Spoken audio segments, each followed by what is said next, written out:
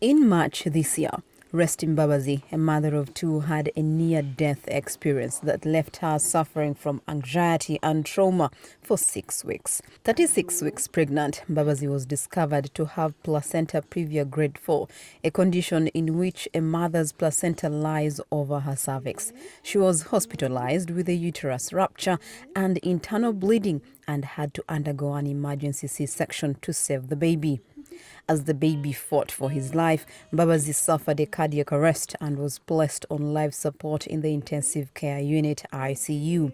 Babazi woke up 2 days later to find out that her premature baby, who weighed only 2.2 kilograms or 4.8 pounds, needed breast milk that she was unable to provide because of her medical condition. So he had to be put on a glucose diet.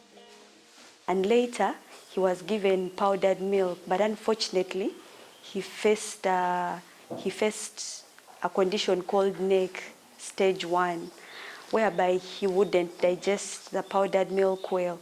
So he was supposed to get breast milk. So the fact that I was in ICU, I couldn't breastfeed the baby because ICU has a lot of infections and all that. So we had to look for an alternative. Luckily, Mbabazi came to learn about Alisa Taha and Tracy Ahumuza's organization, the Atta Breast Milk Community, who could offer the much-needed help. She quickly enrolled and her baby started receiving breast milk from a donor.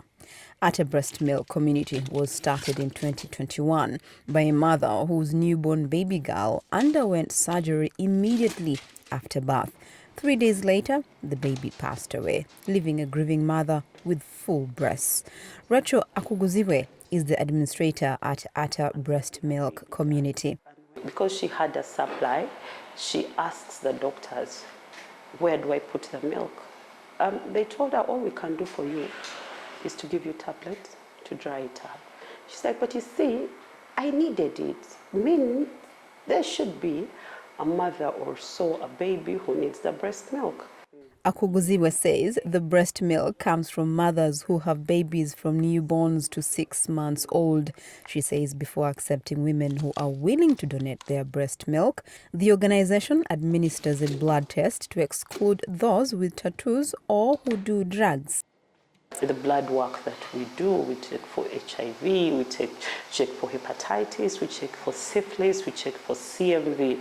They are screened before they start donating, this milk. Sadia Hussein Mulangwa is a mother of two and a breast milk donor.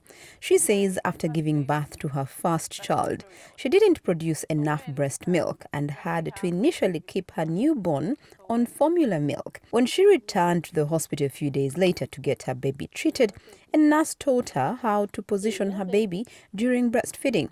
Hussein says she is now producing more breast milk than needed and able to preserve the extra. The fulfillment that I will get from this, knowing that I'm saving a life somewhere or giving better health or just a better living to a helpless child. I'm like, what bigger sadaka is there than that, really? Dr. Doreen Mazakwe, a medical doctor and a lactation specialist, says newborn babies should be fed on demand, especially preterm babies, with a growing number of mothers giving birth to premature babies due to causes such as urinary tract infections, malaria, trauma, and multiple pregnancies, among others. Mazakwe explains why breast milk is best for babies. Research has shown that preterm donated milk is best suited. Rather, a preterm is better off getting milk from a preterm mother, because that milk is different from the mother who is producing mature milk. Okay, so and it supports their needs best.